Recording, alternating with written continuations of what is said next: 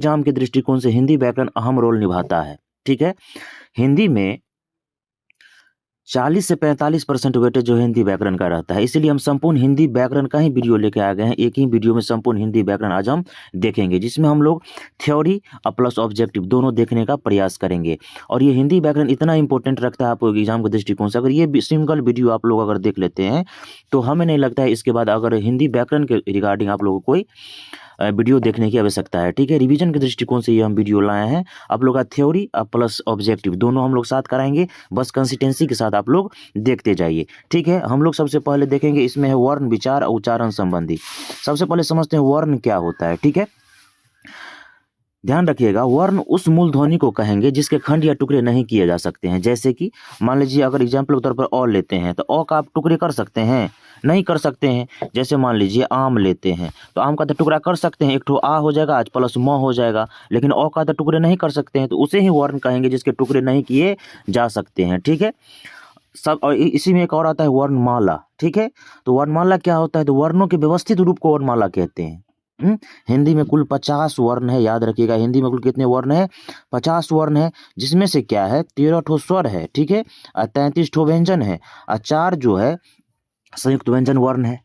ठीक है, हम उस पर भी चर्चा करेंगे। 13 स्वर है, 33 व्यंजन है और 4 संयुक्त व्यंजन वर्ण है, ये भी याद रखिएगा। कभी कभी पूछे स्वर कितने हैं? 13, व्यंजन कितने हैं? 33, संयुक्त व्यंजन वर्ण कौन है? 4, और टोटल वर्ण कितने हैं? 50, ये भी याद रखिए। ठीक है, उसी में हम सबसे पहले चर्चा करेंगे स्वर कौन कौन है। ठीक है, स्वर कौन कौन है?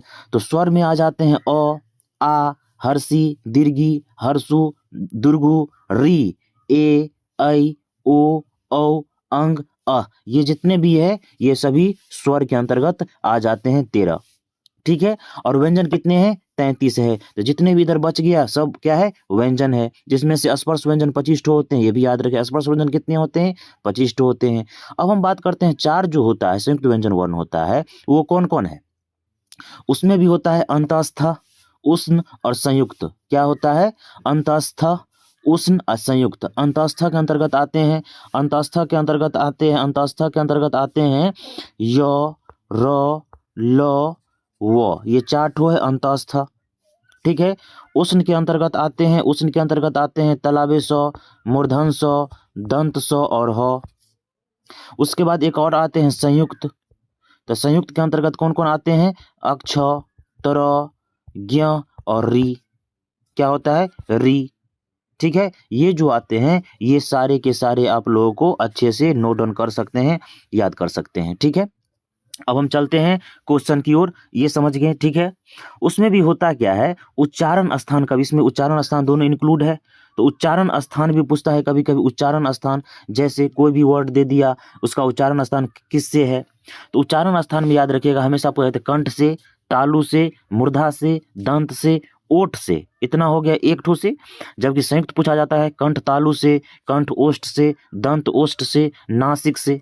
इतना इंपॉर्टेंट है जो पूछा जाता है। ठीक है, तो क्वेश्चन के साथ हम लोग करते जाते हैं। ये हो गया थ्योरी, बेसिक हो गया। चलिए अब हम लोग चर्चा करते हैं क्या चीज, क्वेश्चन को देखते हैं। इसी प्रकार हम लोग पूरा हिंदी व्याकरण का आज खंगाल डालेंगे। ठीक है, चलिए शुरू करते हैं आज का फर्स्ट क्वेश्चन से। आज का फर्स्ट क्वेश्चन है चवर्ण का उच्चारण स्थान है। चौवर्ण, जितने भी चौवर्ण होते हैं उसके उच्चारण स्थान कौन कौन है? तो याद रखिएगा चौवर्ण के अंतर्गत कौन कौन आते हैं, हमें बताइए। तो चौवर्ण के अंतर्गत क्या है उच्चारण स्थान? चौवर्ण का उच्चारण स्थान कहाँ है? तालु से होता है। किससे होता है? तालु से होता है। जितने भी चौवर्ण है, य है, तलाबे स है, हर्षी, दीर्घी, जितने भी है ये सब किसके उच्चारण स्थान है? तालु से आते हैं। जिसे खंड या टुकड़े नहीं किया जा सकता उसे क्या कहते हैं? अभी तुरंत चर्चा की, जिसके खंड या टुकड़े नहीं किए जा सकते हैं उसे क्या कहते हैं? वर्ण कहते हैं। संयुक्त व्यंजन है, इनमें से कौन कौन है जो संयुक्त व्यंजन है? तो संयुक्त व्यंजन चर्चा किए हैं हम, अक्ष, तर, ज्ञ और री जो है उपयुक्त सभी जो है संयुक्त व्यंजन है। अक्ष, तर, ज्ञ और री टोटल कितने हैं? 4 है।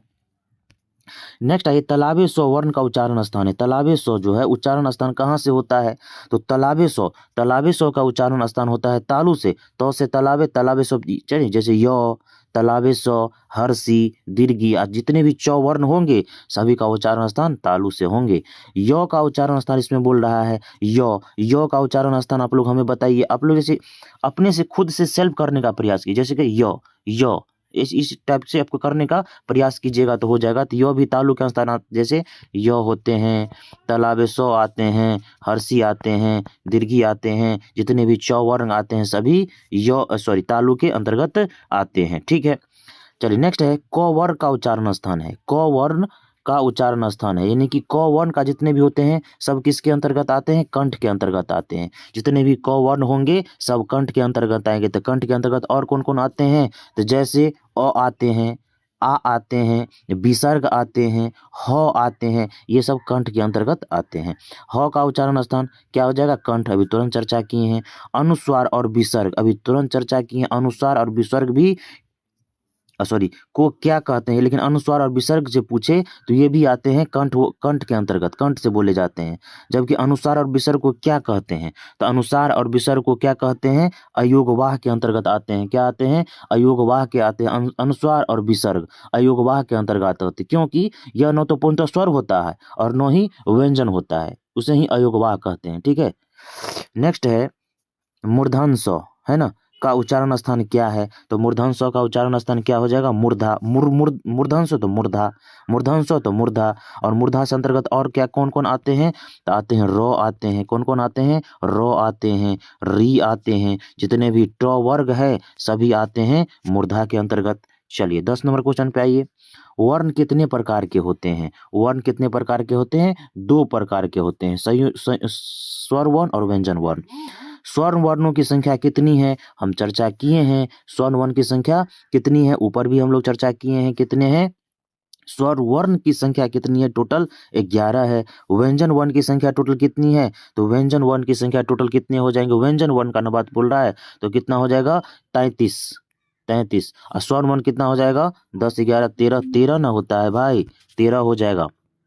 नेक्स्ट आइए, हिंदी में वर्णों की कुल संख्या कितनी है? यहाँ कुल बोल रहा है, हिंदी में वर्णों की कुल संख्या बोल रहा है ना, तो कुल वर्ण कितने हैं? 50, 30, 40, 44, 24। इसमें कोई भी ऑप्शन नहीं है, तो जो सबसे बड़ा वाला होगा वही मार दीजिएगा। कौन हो जाएगा? 44। ये सभी कॉमन सेंस की बात है। जैसे टोटल होते हैं 50, लेकिन ऑप्शन में तो 50 है ही नहीं है, तो जो सबसे बड़ा होगा वही मारना है। 9 का उच्चारण स्थान बताइए जल्दी से आप लोग। 9 का उच्चारण स्थान नासिक होता है। क्या होता है? 9 का उच्चारण का स्थान क्या हो जाएगा? नासिक। इसके अलावे नासिक में आते हैं ड, यह, बड़ी न, छोटी न, म, ये सब नासिक के अंतर्गत आते हैं। दुर्घु उ का उच्चारण स्थान बताइए आप। हर्षु उ, दुर्घु उ, अब जितने भी प वर्ग होंगे ना सभी का उच्चारण स्थान कहाँ से होंगे? ओठ से होंगे। कौन कौन बोले? हर्षु उ, दुर्घु उ, और जितने भी प वर्ग होंगे, जैसे प से स्टार्ट होंगे, जितने भी प वर्ग, जैसे प फ ब भ म, प वर्ग के अंतर्गत कौन कौन आएंगे? जैसे प फ पूरा, प फ ब भ म, ये सब क्या आएंगे? ओष्ठ से आएंगे। नेक्स्ट आइए, अ का उच्चारण स्थान अभी बताइए। चर्चा किए ना कंठ से, अ का उच्चारण स्थान अ आ। ल का उच्चारण स्थान बताइए। ल का उच्चारण स्थान होता है दांत से। कहाँ होता है? दंत से। तो दंत से और कौन कौन आते हैं? तो दंत से और जितने भी त वर्ण हो, जैसे त थ द ध न, ये त थ द ध न, ठीक, सॉरी, त थ द ध न नहीं होगा, न तो नासिक हो जाएगा। तो त थ द ध ये जो कंठ से, और दंत स भी हो जाएंगे दांत से। ड का उच्चारण स्थान है ड का उच्चारण स्थान आप लोग बताइए। अभी तुरंत चर्चा किए हैं कौन से? नासिक से। कहाँ हो जाएगा? नासिक से। नेक्स्ट आइए, हर्षी और दीर्घी ई वर्णों का उच्चारण स्थान है। हर्षी ई और दीर्घी ई का उच्चारण स्थान क्या हो जाएगा? तालु। क्या हो जाएगा? तालु। ऊपर भी चर्चा हुआ है। व का उच्चारण स्थान क्या है? व का उच्चारण स्थान हमें आप लोग बताइएगा। आप लोग अपने से भी प्रैक्टिकली करके देखिएगा। तो व का उच्चारण स्थान क्या हो जाएगा? दांत प्लस ओष्ठ, दंत ओष्ठ हो जाएगा। दांत प्लस ओष्ठ व हो जाएगा। इसमें भी फ भी आते हैं दंत ओष्ठ के अंतर्गत। विसर्ग का उच्चारण स्थान है। विसर्ग का उच्चारण स्थान कहाँ से है? कंठ से है। कहाँ से है? कंठ से है। निम्नलिखित में से महाप्राण अघोष वर्ण कौन सा है? महाप्राण अघोष वर्ण के अंतर्गत कौन कौन आते हैं? तो महाप्राण अघोष वर्ण के अंतर्गत आते हैं 6। निम्नांकित में महाप्राण घोष, महाप्राण, इसमें अघोष, इसमें है घोष, तो महाप्राण अघोष के अंतर्गत कौन आते हैं? भ। नेक्स्ट है, किस वर्ण का उच्चारण कंठ एवं तालु के सहयोग से होता है? तो कंठ और तालु, कंठ और तालु के सहयोग से इनमें से कौन है जिसका उच्चारण स्थान कंठ एवं तालु से होता है? तो कंठ और तालु के सहयोग से होता है कौन? ए। कंठ और तालु से कौन सा होता है? ए। नेक्स्ट है, किस वर्ण का उच्चारण कंठ और ओष्ठ के सहयोग से होता है? कंठ ओष्ठ, यानी कंठ और ओष्ठ से मिलकर होता है किनका? ओ का, किनका, ओ का, जिसमें कंठ और ओष्ठ दोनों प्रयोग होता है। नेक्स्ट, हिंदी वर्णमाला में वर्णों का कितने भागों में बांटा गया? हिंदी वर्णमाला में वर्णों को कितने भागों में बांटा गया है? 2 भागों में बांटा गया है। वर्णों के समूह को क्या कहते हैं? वर्णों के समूह को वर्णमाला कहते हैं। ठीक है। नेक्स्ट क्वेश्चन है, मुंह से बोले जाने वाले स्वर्ण वर्णों को क्या कहते हैं? मुंह से बोले जाने वाले स्वर्ण वर्णों को क्या कहते हैं? निर्नुनासिक। क्या कहते हैं? निर्नुनासिक। भ का उच्चारण स्थान क्या है? भ का उच्चारण स्थान है ओष्ठ। ग का उच्चारण स्थान कौन सा है? ग का उच्चारण स्थान है कंठ। नेक्स्ट, व्यंजन के कितने प्रकार होते हैं? व्यंजन के कितने प्रकार होते हैं? 3 प्रकार होते हैं। व्यंजन के 3 प्रकार होते हैं। देखिए, सभी पूछा हुआ क्वेश्चन है। नौ, नौ का, बड़ी नौ का उच्चारण स्थान है, बड़ी नौ का उच्चारण स्थान है मूर्धा। तो का उच्चारण स्थान है, तो का उच्चारण स्थान है दंत। छ का उच्चारण स्थान क्या है? तो छ का उच्चारण स्थान है तालु। ये सब ध्यान रखना है, बस ये वीडियो काफी है आप लोगों के लिए। ध का उच्चारण स्थान क्या है? ध का उच्चारण स्थान क्या हो जाएगा? दंत। आ, हर्षी, ऊ का उच्चारण स्थान क्या है? आ, दीर्घी, और ऊ का दुर्घु ऊ, दीर्घी ई, दुर्घु ऊ का उच्चारण स्थान कौन सा है? दीर्घ स्वर। फ का उच्चारण स्थान कौन सा है? ओष्ठ। ट का उच्चारण स्थान कौन सा है? ट का उच्चारण स्थान है मूर्धा। नेक्स्ट आइए, स्वरों के उच्चारण में लगने वाले समय के आधार पर स्वर्ण वर्ण के कितने भेद होते हैं? स्वरों के उच्चारण में लगने वाले समय के आधार पर स्वर्ण वर्ण के कितने भेद होते हैं? स्वर्ण वर्ण के कितने भेद होते हैं? 3। च का उच्चारण स्थान क्या है? च का उच्चारण स्थान है तालु। च का उच्चारण स्थान है तालु। निम्नलिखित में से अंतस्थ व्यंजन कौन सा? अंतस्थ व्यंजन के अंतर्गत कौन से आते हैं? लौ। ठीक है, कौन आते हैं? लौ। एक मात्रिक स्वर निम्न में से कौन सा है? एक मात्रिक स्वर निम्नलिखित में से कौन है जो एक मात्रिक स्वर के अंतर्गत आते हैं? ह्रस्व स्वर। कौन? ह्रस्व स्वर। मुक्ताक्षर की अंतिम ध्वनि क्या होती है? मुक्ताक्षर की अंतिम ध्वनि क्या होती है? मुक्ताक्षर की अंतिम ध्वनि होती है स्वर। कौन सी? स्वर। निम्नलिखित चिन्हों में से इकहारा उदाहरण चिन्ह कौन है? इकहारा उदाहरण का इनमें से स्थान है कौन सा? पूर्ण विराम। नेक्स्ट है, त्र क्या है? त्र क्या है? अभी तुरंत चर्चा की है ना, अक्ष, त्र, ज्ञ। अक्ष, त्र, ज्ञ और री जो है संयुक्त के अंतर्गत आते हैं। वर्णों के उच्चारण समूह को क्या कहते हैं? वर्णों के उच्चारण समूह को क्या कहते हैं? वर्णों के उच्चारण समूह को वर्णमाला कहते हैं। भ का उच्चारण स्थान, भ का उच्चारण स्थान है ओष्ठ। ओष्ठ यानी कि ओठ। ल का उच्चारण स्थान बताइए, ल का उच्चारण स्थान कौन सा हो जाएगा? तो ल का उच्चारण स्थान कौन सा होता है? अंतस्थ। सॉरी, लो कौन सा व्यंजन है? तो अंतस्थ के अंतर्गत आते हैं। अंतस्थ, जैसे य, र, लो और वो जो होता है अंतस्थ के अंतर्गत आते हैं। नेक्स्ट क्वेश्चन है, शब्द में हम लोग आते हैं। क्या, किस में आ जाते हैं? शब्द। ठीक है, सबसे पहले समझते हैं जो शब्द क्या होता है। सबसे पहले क्या समझेंगे? शब्द क्या होता है। शब्द क्या होता है? शब्द। ठीक है, सबसे पहले शब्द समझ लीजिए, शब्द होता क्या है, उसके बाद आगे बढ़ेंगे। शब्द जो है वर्णों या ध्वनि के मेल से बने हुए स्वतंत्र या सार्थक वर्ण समूह को ध्वनि समूह को क्या कहते हैं? शब्द कहते हैं। फिर से समझ लीजिए, वर्णों या ध्वनियों को जो मेल से बनता है स्वतंत्र एवं सार्थक वर्ण समूह या ध्वनि समूह को शब्द कहते हैं। ठीक है, सार्थक क्या होता है? तो अर्थ की दृष्टि से शब्द 2 तरह के होते हैं, एक होता है सार्थक, एक होता है निरर्थक। ठीक है, जबकि रचना के आधार पर सबके 3 भेद होते हैं। रचना के आधार पर कितने होते हैं? 3 भेद होते हैं, जिसमें कौन कौन होते हैं? रूढ़, यौगिक और योग रूढ़ होते हैं। जबकि उत्पत्ति के आधार पर सबके 5 भेद होते हैं। उत्पत्ति के आधार पर कितने होते हैं? शब्द के 5 भेद होते हैं, जिसमें होता है तत्सम, तद्भव, देशज, विदेशज, एक होता है संकर। लेकिन आप लोगों को 4 समझना है, तत्सम, तद्भव, देशज और विदेशज। तो ये जो तत्सम, तद्भव, देशज, विदेशज होते हैं उत्पत्ति के आधार पर होते हैं, जबकि रचना के आधार पर रूढ़, यौगिक, योग रूढ़ होते हैं। ठीक है,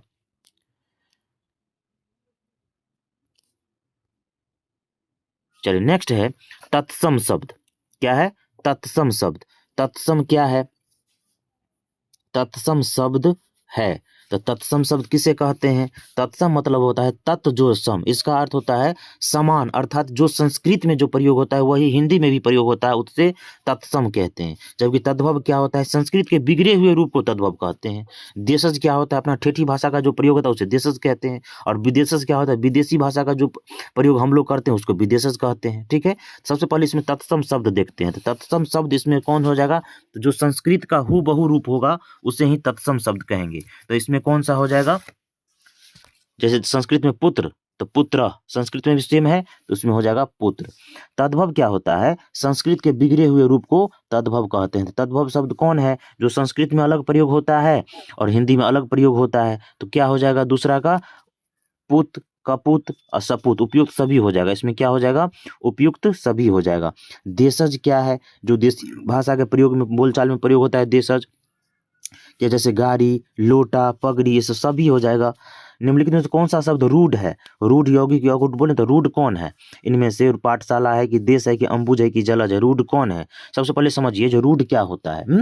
रूढ़ वे शब्द होते हैं जिसके खंड निरर्थक होते हैं, ठीक है। जैसे घोड़ा, पानी, यानी कि जिसके खंड करने पर कोई मतलब नहीं निकलेगा, उसे ही रूढ़ कहते हैं, ठीक है। जैसे मान लीजिए आग है, तो आग तो हुआ, मतलब आग जलता है, अगर इसे खंड कर दीजिएगा तो आ अलग कर दीजिएगा, गो अलग कर दीजिएगा, दोनों, इसका आ का कुछ मतलब हुआ, गौ का कुछ मतलब हुआ, मतलब खंड करने पर जिसके जो निरर्थक होता है उसे ही रूढ़ कहते हैं। तो इनमें से कौन हो जाएगा रूढ़? आप हमें बताइए, चार का कितना अच्छा बता दिए। जैसे हो गया देश, जो हो गया रूढ़ के अंतर्गत आ जाएगा, ठीक है। नेक्स्ट आइए, हो गया। दिए गए शब्दों में से कौन सा शब्द योग रूढ़ का उदाहरण है? योग रूढ़ का उदाहरण है। तो योग रूढ़ क्या होता है? योग रूढ़ वे शब्द होता है जो अपना समान अर्थ को छोड़कर कोई विशेष अर्थ धारण करता है, उसे योग रूढ़ कहते हैं। तो इसमें क्या हो जाएगा? पंचानन, हिमालय, उज्ज्वलता और रसोई घर। क्या हो जाएगा इसमें? पांच का ए हो जाएगा पंचानन, है ना।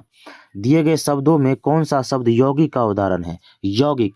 अब बताइए यौगिक क्या होता है? यौगिक वे शब्द को कहते हैं जिसके खंड करने पर कोई सार्थक मतलब निकलता है, वही होता है यौगिक, ठीक है। 6 नंबर का क्या हो जाएगा? अब बताइए। स्वर्णलता, स्वर्ण प्लस लता, तो स्वर्ण का मतलब हुआ, लता का भी मतलब हो जाता है। स्वर्ण मतलब सोना, लता मतलब लता, तो स्वर्ण लता दोनों अलग भी किए तो इसका मतलब निकला ना, उसे यौगिक कहते हैं।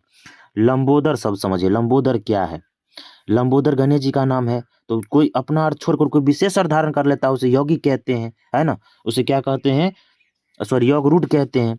विद्यालय क्या है? अब हम बताइए विद्यालय क्या है? यौगिक के अंतर्गत आते हैं। विद्या प्लस आलय, यानी कि विद्या का घर। कान क्या है? कान का खंड कीजिएगा तो कोई मतलब नहीं निकलेगा, तो 9 का क्या हो जाएगा? रूढ़ हो जाएगा। निम्नलिखित शब्दों में से कौन सा शब्द विदेशज है? विदेशज इनमें से कौन सा शब्द है जो विदेशज शब्द है? तो हमें बताइएगा। चाकू जो है वो विदेशज शब्द है, ठीक है। नेक्स्ट है आग। आग कौन सा शब्द है?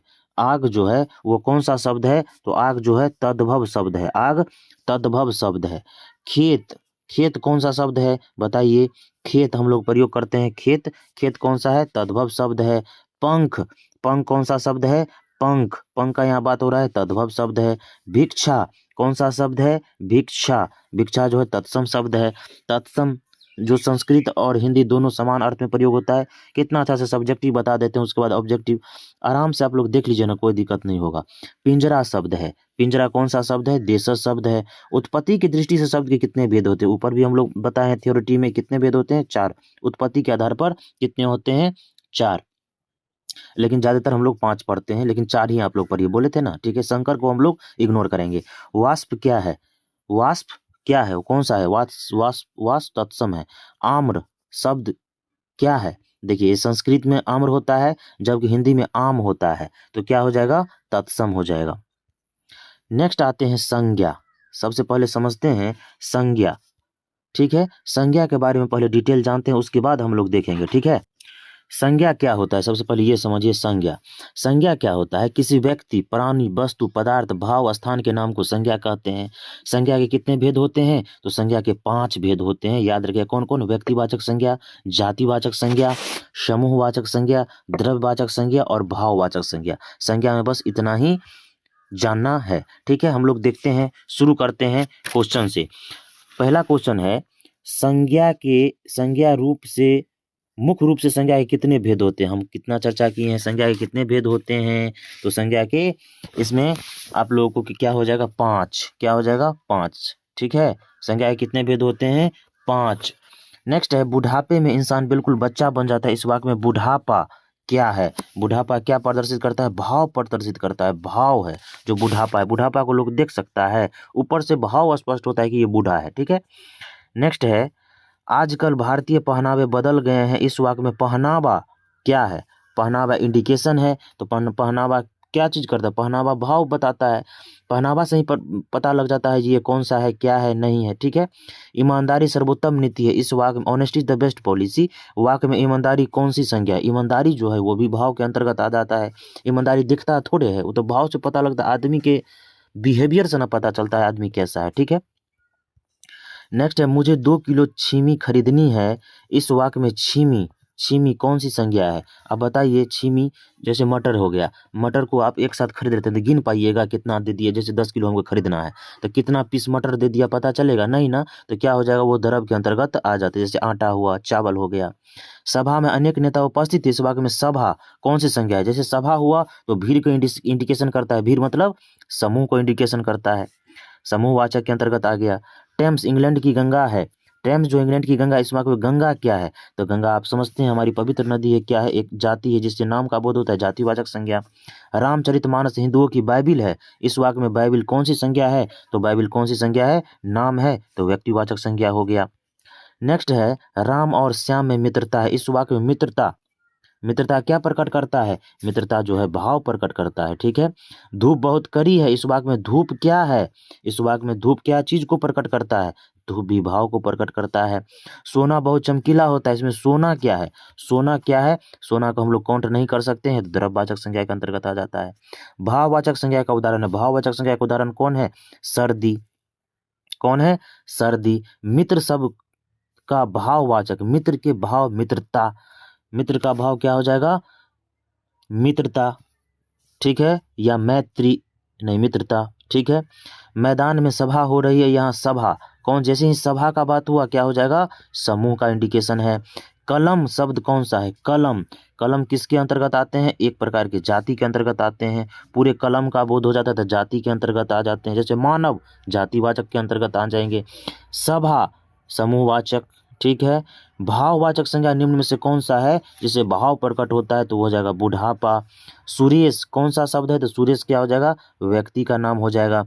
तूफान किसके अंतर्गत आते हैं? व्यक्तिवाचक के अंतर्गत आते हैं। गिरोह कौन सा शब्द है? गिरोह, गिरोह, गिरोह समझिए, गिरोह जो है समूह का बोध होता है, गिरोह, ठीक है। अक्टूबर शब्द का कौन सा समास? अक्टूबर शब्द जो है कौन सा समास के अंतर्गत आते हैं? व्यक्तिवाचक के अंतर्गत आते हैं अक्टूबर। सिपाही विद्रोह कौन सा संज्ञा है? सिपाही विद्रोह कौन सा संज्ञा है? व्यक्तिवाचक संज्ञा है। चलिए नेक्स्ट आते हैं, उस विकारी शब्द को क्या कहते हैं जिससे किसी विशेष वस्तु और जीव के नाम का बोध होता है? उसे क्या कहते हैं? उसे कहते हैं संज्ञा। उस संज्ञाओं में से एक ही प्रकार की वस्तुओं तथा व्यक्तियों का बोध होता है, उसे क्या कहते हैं? एक ही प्रकार के, उसे क्या कहते हैं? जातिवाचक संज्ञा कहते हैं। क्या कहते हैं? जातिवाचक संज्ञा कहते हैं। कितना अच्छा था, ये हो गया संज्ञा के प्रमुख प्रश्न। अब आते हैं हम लोग सर्वनाम, किस पर आएंगे हम लोग? अब हम देखेंगे सर्वनाम, सर्वनाम देखेंगे। सबसे पहले समझेंगे सर्वनाम क्या होता है। तो संज्ञा के बदले में जिसका प्रयोग होता है ना, वही सर्वनाम होता है, ठीक है। हिंदी में जो है कुल 11 सर्वनाम होते हैं, लेकिन सर्वनाम के 6 गो भेद होते हैं। पुरुषवाचक सर्वनाम, निश्चयवाचक सर्वनाम, अनिश्चयवाचक सर्वनाम, निजवाचक सर्वनाम, संबंध वाचक सर्वनाम और प्रश्नवाचक सर्वनाम, ठीक है। तो इसी प्रकार हम लोग देखेंगे। समझिए कुछ कौन सा सर्वनाम है। सबसे पहले इसका कुछ उदाहरण भी, जैसे जैसे 6 गो भेद होते हैं ना, पुरुषवाचक सर्वनाम में आते हैं मैं, तुम, वह, हम, वे। आप लोग नोट भी करते जाइए अगर इच्छा हो तो, ठीक है। निश्चयवाचक में आ जाते हैं यह, वह। अनिश्चय में आते हैं कोई, क्या, कुछ। निजवाचक में आते हैं आप, स्वयं, खुद। संबंध में आते हैं जो, सो। प्रश्नवाचक में आते हैं कौन और क्या, ठीक है। तो इतना हम बोल दिए। अब बताइए कुछ कौन सा सर्वनाम है? कुछ हम ऊपर चर्चा किए हैं, अनिश्चयवाचक। कुछ मतलब निश्चित नहीं है, अनिश्चयवाचक। आप यह काम स्वयं करें, इस वाक्य में निजवाचक सर्वनाम का उदाहरण कौन है? निजवाचक सर्वनाम का इनमें से कौन सा उदाहरण हो जाएगा? स्वयं, खुद, सेल्फ। क्या कौन सा सर्वनाम है? क्या यानी कि प्रश्नवाचक चिन्ह लग गया तो क्या हो जाएगा? प्रश्नवाचक। निम्नलिखित में से सर्वनाम है, इनमें से कौन है जो सर्वनाम का उदाहरण है? तो वह क्या है? सर्वनाम का उदाहरण है, पुरुषवाचक सर्वनाम के अंतर्गत आता है वह। नेक्स्ट है, आपने क्या खाया है, इस वाक्य में क्या क्या क्या हो जाएगा? तो प्रश्नवाचक वाक्य यानी कि क्वेश्चन मार्क। सर्वनाम का भेद इनमें से कौन है जो सर्वनाम का भेद है? तो संबंधवाचक सर्वनाम। 6 गो भेद होते हैं ना सर्वनाम के। मैं आप चला जाऊंगा, मैं यानी कि मैं खुद से चला जाऊंगा, इस वाक्य में आप कौन सा सर्वनाम है? तो आप बताइए कौन सा सर्वनाम है? निजवाचक। आप मतलब खुद, स्वयं, खुद। सर्वनाम के कितने भेद होते हैं? तो सर्वनाम के 6 भेद होते हैं। सर्वनाम के कितने भेद होते हैं? 6। यह गाय खूब दूध देती है, इस वाक्य में यह क्या है? ऊपर भी चर्चा किए हैं, यह निश्चयवाचक। यह मतलब डिफिनिट, निश्चयवाचक। कोई आ रहा है, पता नहीं कौन आ रहा है, तो कोई आ रहा है मतलब अनिश्चित है, अनिश्चयवाचक हो जाएगा। कुछ खा लो, कुछ मतलब डिफिनिट नहीं, नहीं कितना खा लो, कुछ खा लो मतलब अनिश्चयवाचक। मैं यह काम आप कर लूंगा, यानी कि खुद से कर लूंगा, इस वाक्य में आप बताए हैं तो निजवाचक हो जाएगा। नेक्स्ट है, हमें अपना काम अपने आप स्वयं करना चाहिए, इस वाक्य में अपने आप यानी कि खुद से, सेल्फ से, तो क्या हो जाएगा? निज हो जाएगा। वह स्वतः ही जान जाएगा, इस वाक्य में स्वतः, खुद जान जाएगा, इसका मतलब क्या हो जाएगा? खुद जान जाएगा, स्वतः ही जान जाएगा, निजवाचक। नेक्स्ट, जिसकी लाठी उसकी भैंस, इस वाक्य में जिसकी उसकी कौन सा सर्वनाम है? जिसकी उसकी कौन सा है? संबंध बताता है। मोहन कुछ बोलना चाहता है, इस वाक्य में कुछ पते नहीं है, कुछ, तो क्या हो जाएगा? अनिश्चयवाचक। क्या बोलना चाहता है? पता नहीं, अनिश्चय के अंतर्गत।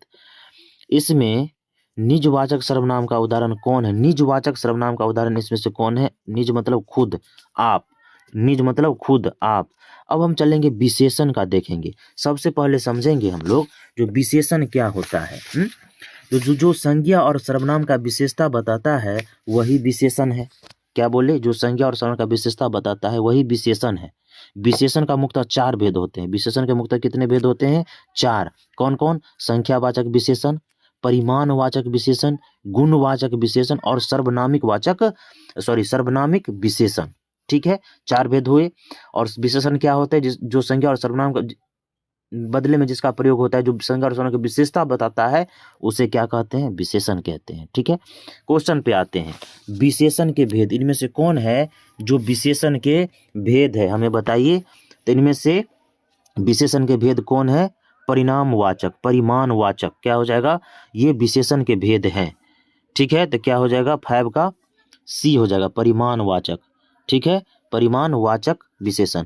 प्रविशेषण शब्द किसकी विशेषता बताता है? प्रविशेषण किसकी विशेषता बताता है? प्रविशेषण विशेषण की विशेषता बताता है।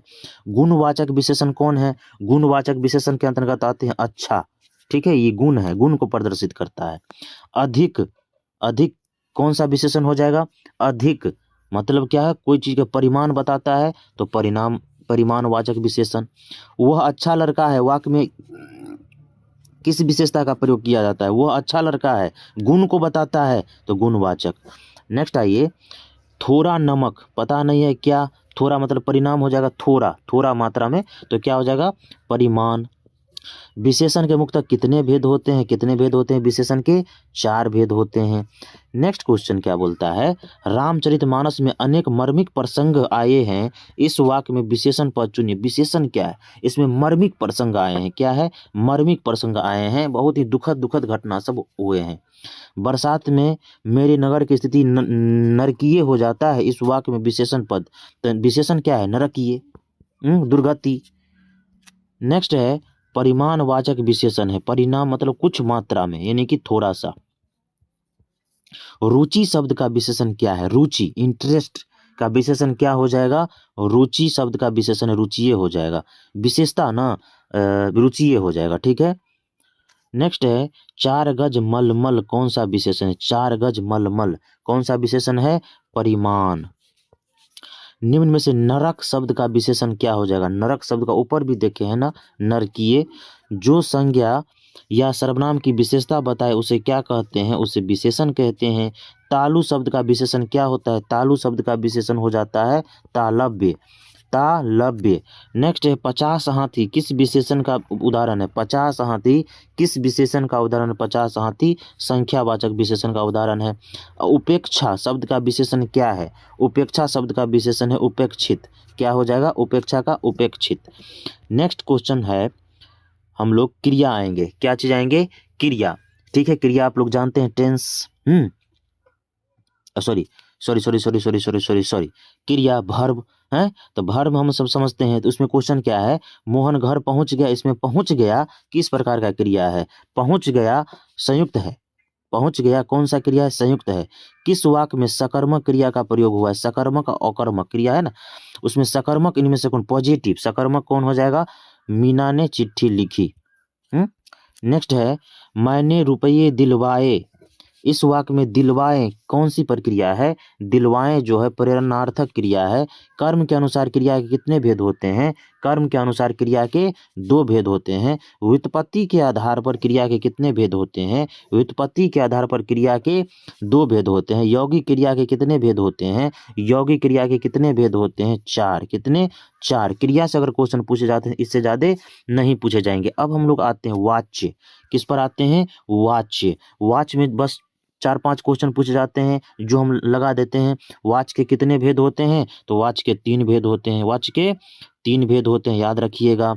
नेक्स्ट क्वेश्चन है बच्चों ने से खेला जाएगा, बच्चों से खेला जाएगा, यह वाक्य में कौन सा वाच्य है, बच्चों से खेला जाएगा यह वाक्य कौन सा वाच्य है, तो हो जाएगा भाव। क्या हो जाएगा, भाव। मैं रोटी खाता हूँ, यह वाक्य कौन सा वाच्य है, मैं रोटी खाता हूँ हो जाएगा कृत्यवाच्य। क्या हो जाएगा, कृत्यवाच्य। तुमसे आगे बढ़ा क्यों नहीं जाता, इस वाक्य में वाच्य का उदाहरण आगे क्यों नहीं बढ़ा जाता, भाव। ठीक है। कल देर तक पढ़ा, कल देर तक पढ़ा कौन सा वाच्य है, देर तक कृत्य हो जाएगा। क्या हो जाएगा, कृत्यवाच्य हो जाएगा। चलिए नेक्स्ट आते हैं हम लोग टेंस समझते हैं। तो टेंस तो आप लोग अच्छे से जानते हैं। काल। चलिए हम लोग इसमें ज़्यादा सब्जेक्टिव देखने का प्रयास नहीं करेंगे क्योंकि आप लोग को अच्छे से सभी आदमी को पता रहता है काल के बारे में। इसमें भी कुछ महत्वपूर्ण देख लेते हैं जो एग्जाम के दृष्टिकोण से इम्पोर्टेंट है। पहला क्वेश्चन है रहीम खाना खा रहा था, तो था लग गया तो क्या हो जाएगा, अपूर्ण भूतकाल। वह कल घर जाएगा, भविष्य में जाएगा यानी कि भविष्यत काल। काल के कितने भेद होते हैं, 3, प्रेजेंट, पास्ट और फ्यूचर। वर्तमान काल के कितने भेद होते हैं, वर्तमान काल के जो है 4 भेद होते हैं। भूतकाल कितने प्रकार के होते हैं, भूतकाल 6 प्रकार के होते हैं। भविष्यत काल के कितने प्रकार होते हैं, 3 प्रकार होते हैं। कितना अच्छा क्वेश्चन सब है, अगर पूछे जाएंगे तो यही पूछे जाएंगे, उससे बाहर नहीं पूछे जाएंगे। सीता खाती है, प्रेजेंट का बात हो रहा है, सीता खाती है। इस वाक्य का भूतकाल कौन सा, मतलब ये प्रेजेंट को भूत बनाना है यानी कि बीता गया यानी कि बीतना हुआ उसमें बना देना है। तो क्या हो जाएगा, सीता खा चुकी। राम खाता होगा कौन सा काल है, होगा, होगा लग गया ना, यानी कि संदिग्ध वर्तमान काल हो गया। मैं पढ़ रहा हूँ, संदिग्ध मतलब डिफिनिट नहीं है, ठीक है। मैं पढ़ रहा हूँ किस काल का उदाहरण है, पढ़ रहा हूँ, प्रेजेंट का बात हो रहा है, वर्तमान काल हो जाएगा 9 का। नेक्स्ट है मोहन आया, किस काल का उदाहरण है, आया, मोहन आया, सामान्य भूतकाल। वह देखता है, किस काल का उदाहरण, वह दिखता है, वर्तमान काल। सुनीता रो रही है, ये भी वर्तमान है लेकिन वर्तमान है, चलिए ठीक है। नेक्स्ट है वह आया था, बीत गया ना, था लग गया तो क्या हो जाएगा, भूतकाल। सत्यवान 1 वर्ष से अधिक जीवित नहीं रहेगा, किस काल का उदाहरण है, किस काल का उदाहरण, 1 वर्ष जीवित नहीं रहेगा, किस काल का उदाहरण है, भविष्य का है, बात हो रहा है। वह खा चुका था, किस काल का उदाहरण, खा चुका था लग गया ना, तो ये भी भूत के अंतर्गत आ जाएगा। अब समझते हैं हम लोग कारक, है ना। कारक बहुत इंपॉर्टेंट चैप्टर है, कारक। आइए कारक में क्या होता है, सबसे पहले कारक के कितने भेद होते हैं ये समझते हैं, याद रखिएगा, बहुत सुंदर है ये एक्सरसाइज। कारक के 8 भेद होते हैं, कर्तान्य, कर्म को, करण से, संप्रदान, अपादान, संबंध, अधिकरण, ये सब सारा 8 हो जाते हैं, ठीक है। अमृता कलम से लग गया ना, तो कौन सा कारक हो जाएगा, कर्तान्य, कर्म को, करण से। आलोक स्टेशन से आ रहा है, स्टेशन से आ रहा है, क्या हो जाएगा, आपादान, क्योंकि पेड़ से अलग होने का अगर बोध होता है ना तो आपादान हो जाएगा, नहीं तो करण हो जाएगा। जैसे पेड़ से पत्ते गिरते हैं, आपादान, ये सब याद रखिएगा, ठीक है। वीरेंद्र ने हरिवंश को गाय दी, को गाय दी ने में को कौन सा कारक है, को पूछ रहा है ना, तो को हो जाएगा संप्रदान, को के लिए। बंदर पेड़ पर बैठा, इस वाक्य में पेड़ पर, पेड़ से, पेड़ पर, में पर, अधिकरण, में पर, अधिकरण हो जाएगा, ठीक है। नेक्स्ट होगा मित्र मुझे माफ कर दो, मित्र एक्सक्लेमेशन चिन्ह लग गया ना, तो क्या हो जाएगा, इसमें एक्सक्लेमेशन चिन्ह लग जाता है तो हो जाता है संबोधन। शिक्षक छात्रों को ज्ञान देते हैं, इस वाक्य में छात्रों को कौन सा कारक है, छात्रों को, कर्ता ने, कर्म को, संप्रदान को के लिए, ठीक है, किसी को कुछ देता है, ये हो गया। नेक्स्ट है दयानंद की बहन पढ़ने में बहुत तेज है, इस वाक्य में की कौन सा कारक है? की जो है कौन सा कारक है? संबंध। विपत्ति में धैर्य धारण करना चाहिए, इस वाक्य में कौन सा कारक है? तो में हो जाएगा अधिकरण। में पर हे भगवान, एक्सक्लेमेशन चिन्ह लग गया ना, यह लड़की तो बहुत झूठ बोलती है, इस वाक्य में हे भगवान एक्सक्लेमेशन साइन लग गया यहाँ पे, तो कौन सा प्रयोग होता है यहाँ पे एक्सक्लेमेशन में? संबोधन। वह छत से गिर गया, अलग होने का बोध होता है ना, तो क्या हो जाएगा? आपादान। राम ने भिखारी को पैसे दिए, राम ने भिखारी, इस वाक्य में को किस कारक को विभक्त करता है? कर्म को। कर्ता ने कर्म को पूछता है ना, ठीक है। मीरा को जिंदगी से बहुत घृणा है, इस वाक्य में से हो जाएगा ना, तो कर्ता ने कर्म को करण से। घर से लौटा हुआ लड़का, यानी कि घर से लौटा हुआ लड़का, आपादान। छत से उतरी हुई लता किस कारक का उदाहरण है? छत से उतरी हुई लता किस कारक का उदाहरण है? आपादान कारक का उदाहरण है। नेक्स्ट है को के लिए। को के लिए कौन सा हो जाएगा? कर्ता संप्रदान अधिकरण कर, को के लिए बोल रहा है तो हो जाएगा संप्रदान। को के लिए। शिकारी ने बाघ को मारा, किस ने? कर्ता ने कर्म को, कर्ता ने कर्म को, यहाँ ने कर्म, कर्ता ने है, लेकिन किसी को मारने का बोध हो रहा है तो इसमें कर्ता तो है नहीं, तो हो जाएगा क्या? कर्म। क्या पूछ रहा है? ठीक है। लोगों ने चोर को मारा, लोगों ने चोर को मारा, कौन सा हो जाएगा? कर्म। संज्ञा का सर्वनाम के जिस रूप से वाक्य के अन्य शब्दों के साथ उसका संबंध सूचित हो उसे क्या कहते हैं? संज्ञा का सर्वनाम के जिस रूप से वाक्य के अन्य शब्दों के साथ उसका संबंध सूचित हो उसे क्या कहते हैं? उसे कहते हैं कारक। में पर किस कारक की विभक्ति है? में पर ऊपर भी चर्चा कितना बार किए हैं? अधिकरण। हिमालय से गंगा निकलती है, यानी कि अलग होने का बोध होता है ना, तो क्या हो जाएगा? आपादान। 21 का बी। नेक्स्ट है लोगों ने चोर को मारा, लोगों ने चोर को मारा किस कारण का उदाहरण, किस कारक का उदाहरण है? लोगों ने चोर को मारा, कर्म। श्याम कलम से लिखता है, कर्ता ने कर्म को करण से, यहाँ क्या हो जाएगा? तो इसका डी हो जाएगा। Very good. अब हम लोग आते हैं नेक्स्ट एक्सरसाइज, वाक्य प्रकार। कौन सा आते हैं? वाक्य प्रकार। वाक्य प्रकार, ठीक है। रचना की दृष्टि से वाक्य के कितने भेद होते हैं? वेरी इंपॉर्टेंट क्वेश्चन होते हैं, 3 होते हैं। रचना की दृष्टि से वाक्य के 3 भेद होते हैं। निम्नलिखित में कौन सा वाक्य मिश्र वाक्य है, यानी कि मिक्सचर वाक्य कौन सा है? मिला जुला, मतलब 2-3 वाक्य को मिला के एक वाक्य बनता है, वो मिक्सचर वाक्य कौन है? तो जो छात्र परिश्रम करता है वह परीक्षा में सफल होता है, ठीक है। नेक्स्ट क्वेश्चन है निम्नलिखित में संयुक्त वाक्य कौन सा है? संयुक्त वाक्य, संयुक्त वाक्य इनमें से कौन सा हो जाएगा? माँ जगी रहती है और बच्चा सोया रहता है। Very good. निम्नलिखित में से कौन सा है? कौन सा सरल वाक्य है? सरल वाक्य का निम्नलिखित में से कौन सा उदाहरण है? उसने अपने मित्र का घर खरीदा।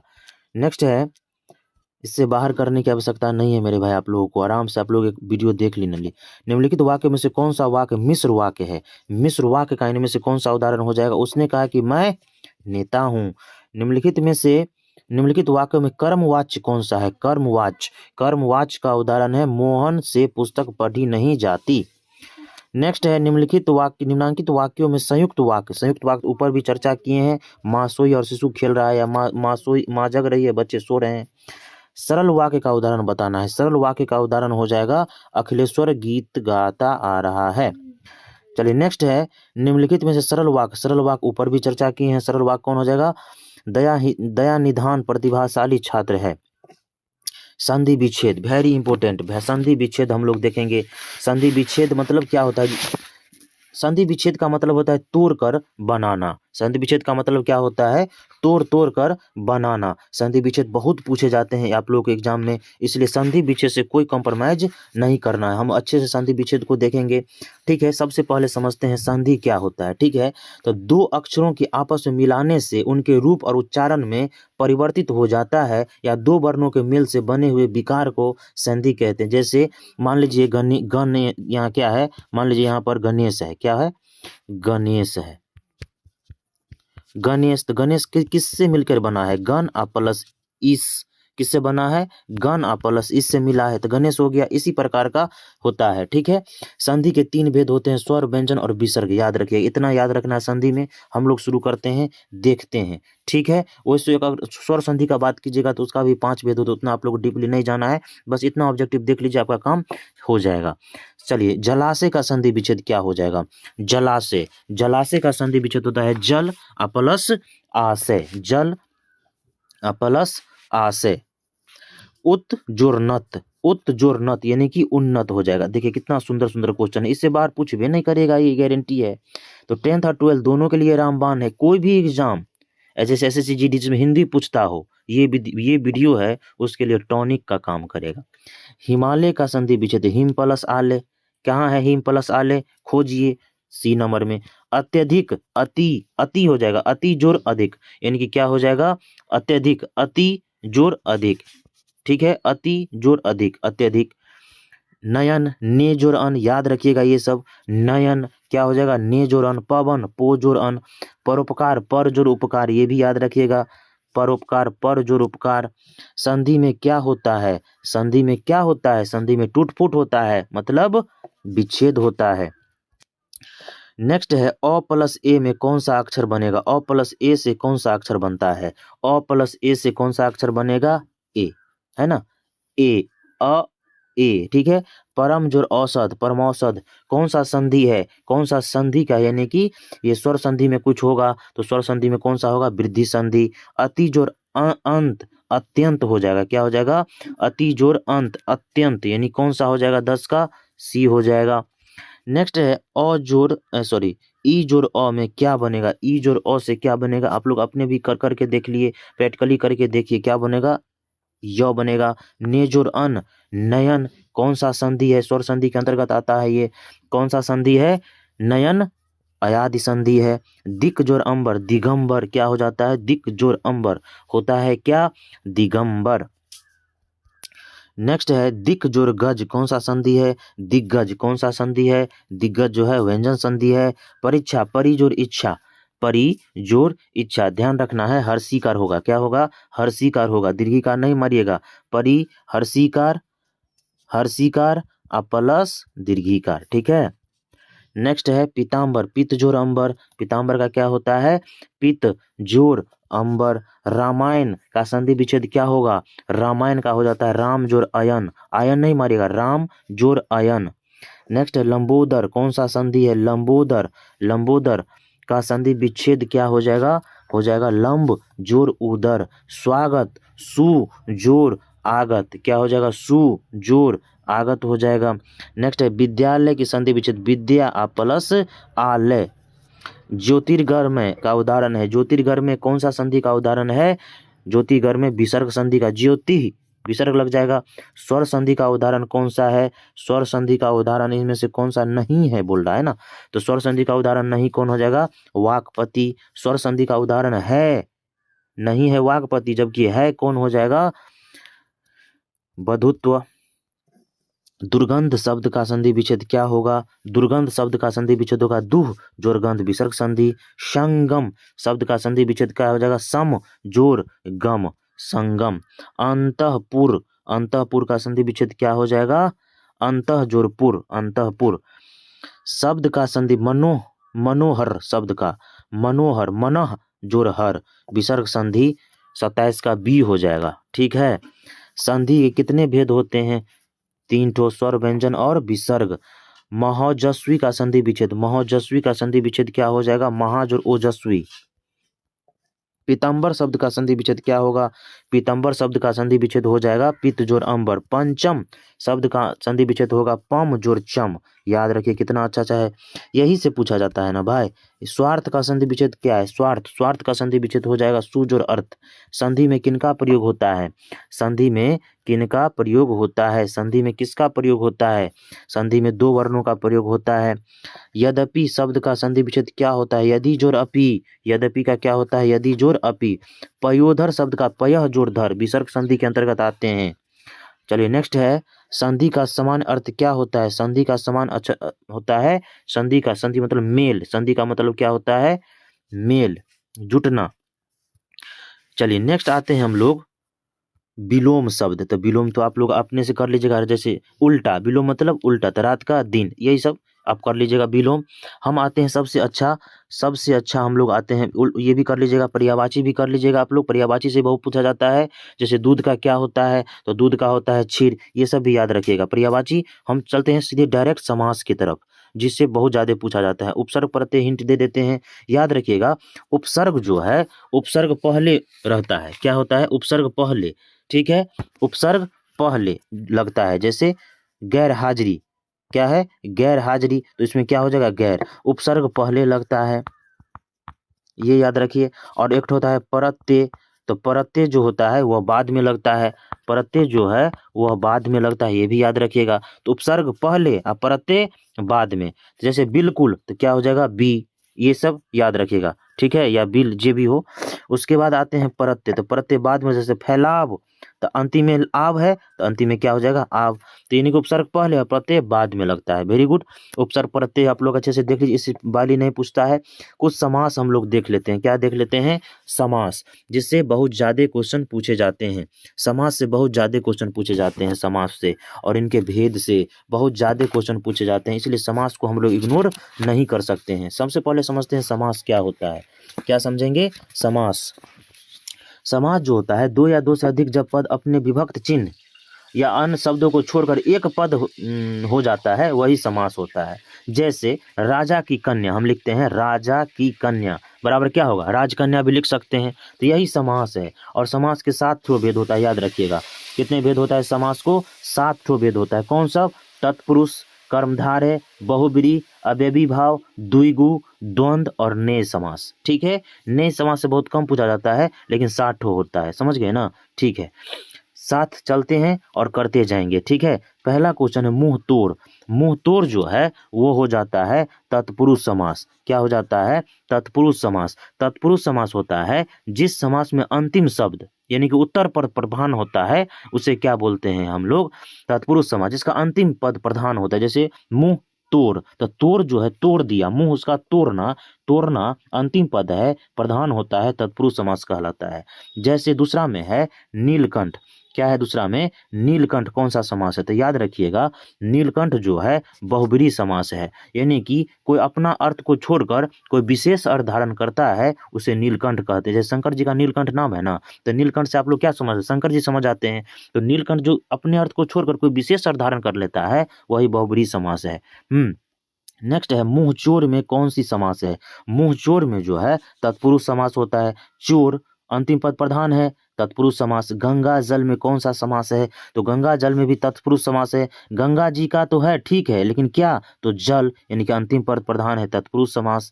नेक्स्ट है पुस्तकालय में कौन सा समास है। पुस्तकालय में जो है ये भी तत्पुरुष समास है। क्यों, पुस्तक तो है लेकिन आले लगा हुआ है, पुस्तकों का घर, तत्पुरुष समास, यानी कि आले महत्वपूर्ण है, अंतिम पद प्रधान है, तत्पुरुष समास। हाथों हाथ, याद रखिएगा, जिसमें भी बीच में डैश लग जाएगा ना, जिसमें भी बीच में डैश लग जाता है, सॉरी सॉरी सॉरी सॉरी, वो उसको हम क्या बोलते हैं, जैसे बीच में अगर जिसको डैश लग गया, समझिए द्वंद्व समास है। लेकिन इसमें हाथों हाथ का बात हो रहा है ना, द्वंद्व का चर्चा नहीं ना है, तो अव्ययी भाव मारिएगा। अव्ययी भाव समास किसे कहते हैं, ये भी इंपॉर्टेंट है। तो इसका क्या होता है, पहला पद अव्यय होता है और जो भी होता है वह क्रिया विशेषण के रूप में प्रयुक्त होता है। पहला पद क्या होता है, अव्यय होता है। जैसे हाथों हाथ हो गया, यथाशीघ्र हो गया, प्रतिदिन हो गया, बेकाम हो गया, अकारण हो गया, यथाशक्ति हो गया, ये सब अव्ययी भाव समास के अंतर्गत आते हैं। नेक्स्ट है नीलकमल। नीलकमल किस समास के अंतर्गत आते हैं, बहुब्रीहि। तो नीलकमल से समझ जाते हैं ना अपने लोग, जो विष्णु भगवान का बात हो रहा है, ठीक है। धर्म विमुख में कौन सा समास है, धर्म से विमुख कौन सा समास हो जाएगा, तत्पुरुष, विमुख, ठीक है, अलग। शंखनाद में कौन सा समास है, शंख नाद, यानी कि शंख बजाना, नाद करना, अव्ययी भाव समास का उदाहरण है, अव्ययी भाव समास का उदाहरण है।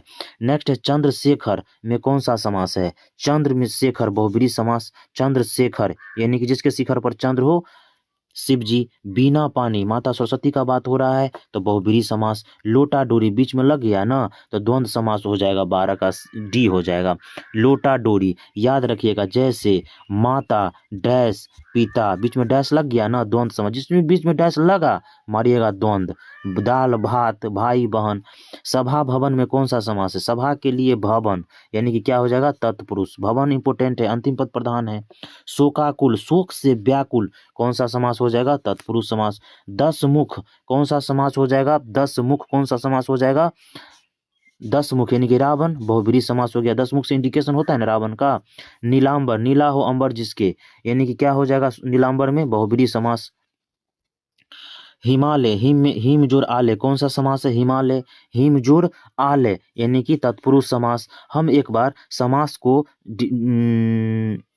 जितने भी सब्जेक्टिव बनते हैं उसको हम लोग एक बार देख लेते हैं। सबसे पहले था तत्पुरुष समास, ठीक है। समास के सबसे पहले समझिए 7 गो भेद होते हैं। पहला तत्पुरुष समास। तत्पुरुष समास में होता है जिस समास में अंतिम शब्द यानी कि उत्तर पर प्रधान हो उसे तत्पुरुष समास कहते हैं। जैसे विषधर यानी कि विष को धारण करने वाला। सिर तोड़, सिर को तोड़ने वाला। पॉकेट मार, पॉकेट को मारने वाला यानी कि मनोहर, मन को हरने वाला। अंतिम पद प्रधान है ना, उत्तर पद प्रधान है। नेक्स्ट आते हैं हम लोग देख लेते हैं कर्मधारय समास। तो कर्ता तत्पुरुष को ही कर्मधारय समास कहते हैं, इसीलिए इसमें प्रथम पद जो होता है विशेषण होता है और दूसरा पद जो होता है विशेष्य होता है। जैसे महाकाव्य, महान है जो काव्य। महात्मा, महान है जो आत्मा। बीरबाला, वीर है जो बाला। इसी प्रकार बहुब्रीहि में इसमें कोई भी पद प्रधान नहीं होता है बल्कि समस्त पद को छोड़कर कोई विशेष अर्थ धारण कर लेता है, उसे ही बहुब्रीहि समास कहते हैं। जैसे नीलकंठ, भगवान शिव जी का बात हो रहा है। दशानन, रावण का बात हो रहा है। लंबोदर, गणेश जी का बात हो रहा है। नेक्स्ट होता है अव्ययी भाव, इसका पहला पद अव्यय होता है और यह विशेषण के रूप में प्रयोग होता है। जैसे भी बोल दिए हम लोग। द्वंद्व में आते हैं, बीच में डैश लग जाएगा ना, द्वंद्व समास है। इसके सभी पद प्रधान होते हैं, द्वंद्व समास कहलाते हैं। जैसे राधा कृष्ण, पाप पुण्य लाभ हानि, ठीक है। एक होता है द्विगु समास, इसका पूर्व पद संख्यावाचक होता है। जैसे जिससे संख्या का इंडिकेशन होता है, जैसे छमाही, 6 का इंडिकेशन होता है ना। दोपहर, 2 का निरूपण होता है ना। चौराहा, 4 का निरूपण होता है ना। नवग्रह, 9 का होता है ना। त्रिकाला, त्रिभुज, त्रिभुज मतलब 3 भुजा वाले। इससे पंचमुख, 5 भुजा वाले, 5 मुखों वाले। तो ये सब जैसे जिसमें संख्या का इंडिकेशन होगा ना वो हो जाएगा द्विगु। और नए समास क्या होता है? जिस समास का पूर्व पद जो होता है निषेध सूचक होता है, नकारात्मक होता है, उसे नए समास कहते हैं। जिसमें नकारात्मक का स्पष्ट होगा ना उसे नए समास कहेंगे। जैसे आजन्मा यानी कि 9 जन्मा हुआ है। नापसंद, पसंद नहीं है। अचल मतलब जो नहीं चल सकता है, जिसमें 9 लग जाएगा ना नए समास है। इससे बाहर एक भी नहीं पूछेगा। इतना अगर हिंदी व्याकरण का सीरीज आप लोग कर लेते हैं 10th और 12th या भी जितने भी एग्जाम होते हैं तो आप लोग के लिए रामबाण सीरीज साबित होगी। हम लोग मिलेंगे नेक्स्ट वीडियो में, तब तक के लिए खूब मन लगाकर पढ़िए। टेक केयर, बाय बाय, जय हिंद, धन्यवाद।